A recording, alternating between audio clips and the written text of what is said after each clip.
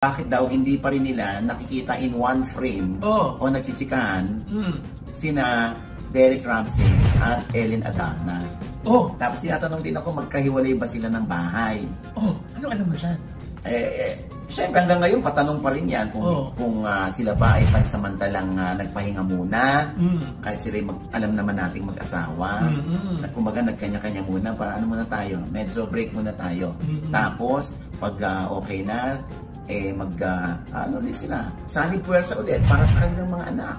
Alam mo, ito lang naman. Yung mga tao kasi nasanay na naghaharutan sa IG story. Yes. Or My Day. Itong si Elena at si Derek. Tsaka ang hilig i-post ni Derek si Ellen. No? Tapos di ba nagpaparang-parang pa sila? Yes, yung mga harutan nila.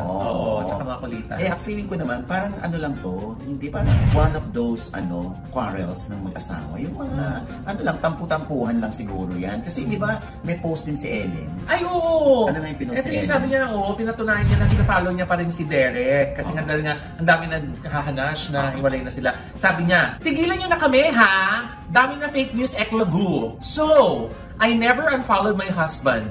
Ever. And I don't know what's happening here on my IG. But here you go. When I search his name, I'm following him. But on my following list, he's not there and I don't know what's up IG. Ano ba talaga? Ako rin nalito na ako, lol. Hala, kuya, sinasabihin ng ulol. Hoy! Paano ulit? LOL! Laugh out loud. Yes! Sure ka?